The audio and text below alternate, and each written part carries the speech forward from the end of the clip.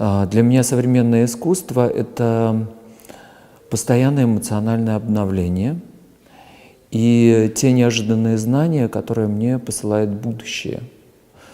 Потому что все то, что я могу предвидеть, все то, что я могу познать, мне неинтересно. А все то, что является для меня неожиданным сюрпризом, вот это меня привлекает. И современное искусство, оно как раз из этих вот неожиданностей, исходящих из будущего. Новое и старое искусство связывает, конечно же, традиция. Существуют базовые законы, базовые правила. И если их соблюдать, то можно добиться очень четкого и конкретного результата. И эти законы и правила, они испокон веков вырабатывались. И от таланта и умения художника зависит, конечно же, как умно он распоряжается этими историческими знаниями и этой традицией. Существует два момента в моей жизни, которые стали для меня поворотными. Это когда я в городе Норильске родился, и я учился, по-моему, в 3 классе, и убежал с урока и пошел смотреть в кинотеатр имени Ленина, пошел смотреть фильм. И шли два фильма. Это «Служебный романс» Эльдара Рязанова и «Сталкер» Тарковского. И «Сталкер» шел под лозунгом «Научная фантастика». И я купил билет на научную фантастику и попал на этот очень умный и сложный для меня фильм. И получил огромное эмоциональное потрясение, потому что в этом фильме я увидел, что мир совершенно не такой, как мне он виделся до этого фильма. И вот это изменение и этот поток новых знаний, он сосредоточил мое внимание на проявлении различных инаковостей в нашей реальности. И это стало формировать уже в будущем, формировать меня как художника, менять мой характер, менять мое увлечение. И второй момент в моей жизни, который был для меня поворотным, это когда я понял, какова сила природы Крайнего Севера. И что эта сила природы Крайнего Севера, она питает всю мою жизнь. Это тот источник, который я могу умозрительно обратиться в любую сложную ситуацию, наоборот, в минуты радости. И всегда там найду поддержку для себя. В разные моменты моей жизни влияло огромное количество людей, и я счастлив, что судьба посылала мне великих учителей.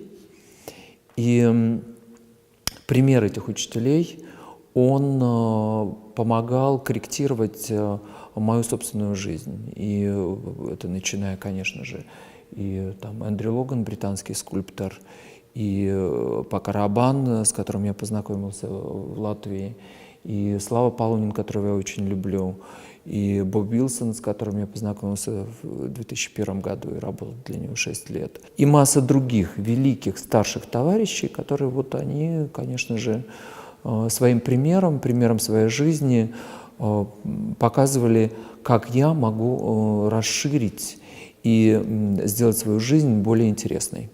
Есть один человек, которого обязательно должен напомнить. Это дочь великого американского художника Вильяма де Кунинга, Лиза де Кунинг, с которой я познакомился у Боба Вилсона. И в какой-то момент, когда я уже думал, что у безумства и вот этого творческого потенциала существует предел, она мне дала великий урок. Она сказала мне, что у безумства нет вообще никакого предела, это бесконечность.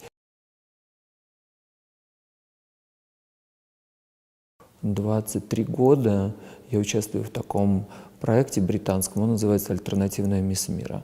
И в прошлом году я получил титул «Альтернативная мисс мира», и я вот как бы коронованная особа на 4 года ношу этот титул.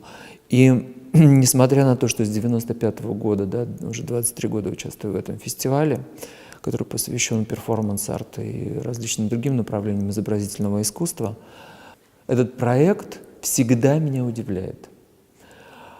потому что, можно уже предположить, как сюжет у такой уже, этому проекту 40 лет, то есть ему даже через 4 года, по-моему, будет уже 50 этому проекту лет.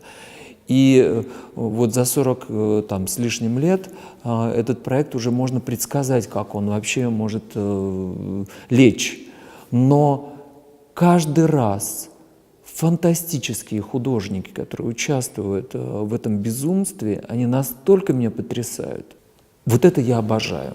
Это вселяет надежду на какое-то, что изобразительное искусство – это бесконечный процесс познания.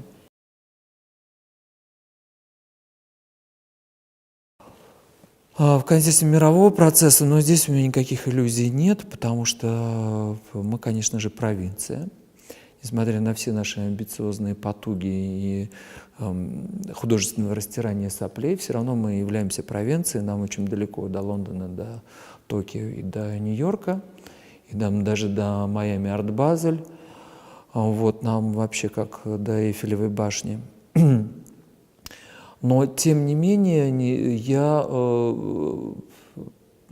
придерживаюсь такой стратегии.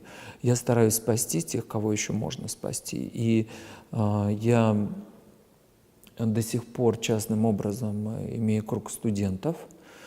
И вот это одна позиция, как я поддерживаю российское современное искусство. И вторая, я вот уже 4-й год руковожу галереей здесь, на Таганке, где выставляю любого человека, кто своим созидательным, оптимистичным отношением к искусству, к миру пытается реализовать свой талант. Мне не важно, там, сколько ему, 3 года, 4 года этому молодому художнику, 6 лет, 70, 90 лет, мне абсолютно не важно. И в этом замесе за 4 года выросла прекрасная плеяда молодых российских художников. И сейчас, наверное, такая самая мощная звезда – это Вова Перкин, который вошел там в 10 самых продаваемых художников последнего Космоского. То, что у меня такой очень разносторонний охват различных аспектов изобразительного искусства, то я очень четко понимаю, что происходит в данный момент с современным российским искусством, какое положение оно занимает на мировом рынке или в мировой стратегии изобразительного искусства. И это знание позволяет мне корректировать очень четко моих студентов и тех художников, с которыми я сталкиваюсь. Если у них есть уши, и они слышат, что я им говорю и что я им рекомендую, то они имеют шанс состояться, закрепиться и быть громкими именами в мировой практике.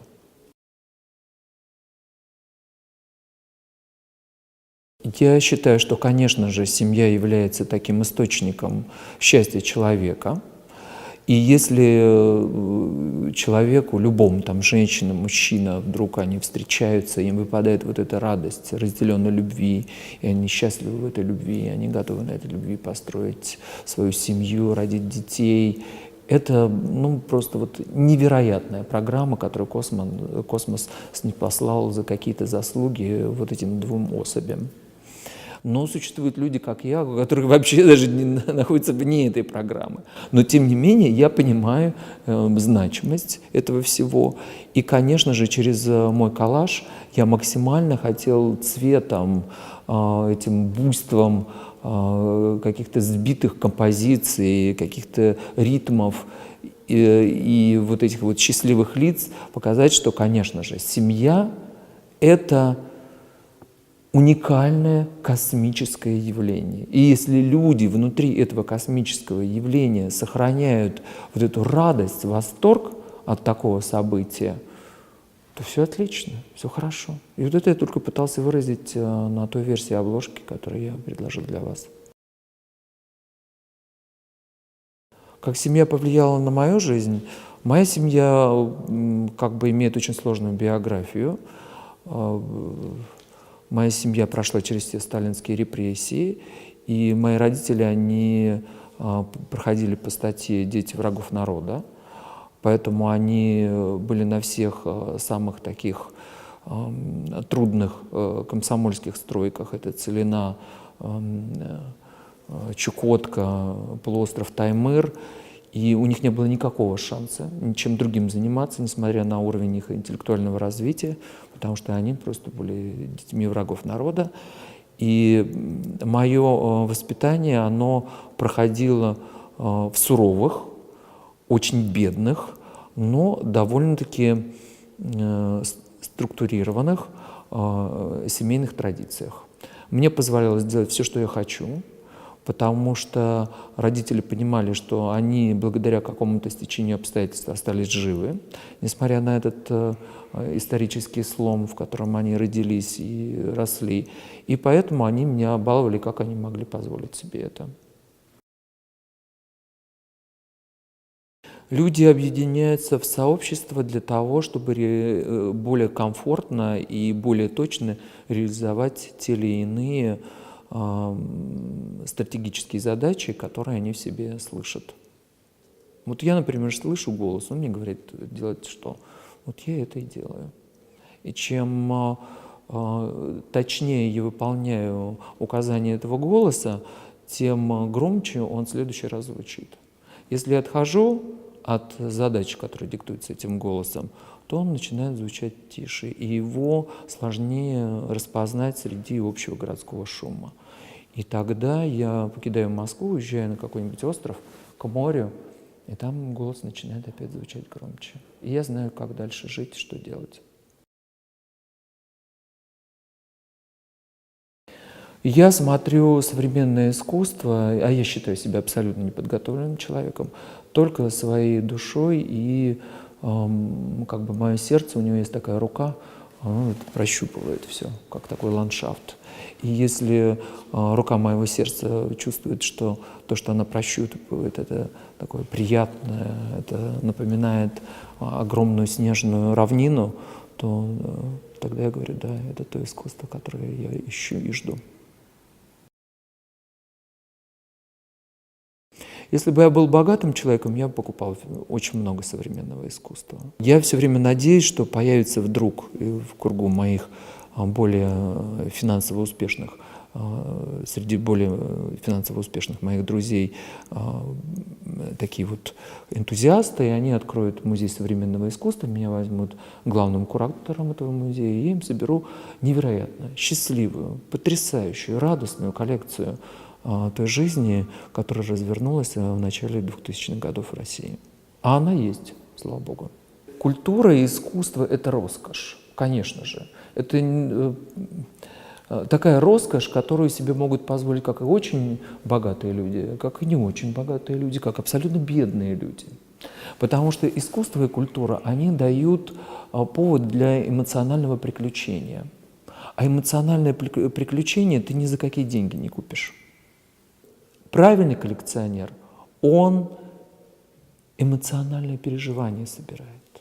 А сколько это стоило, это вообще ни для кого не важно. Рубль, 100 миллионов евро, там, не знаю, вообще какая разница. И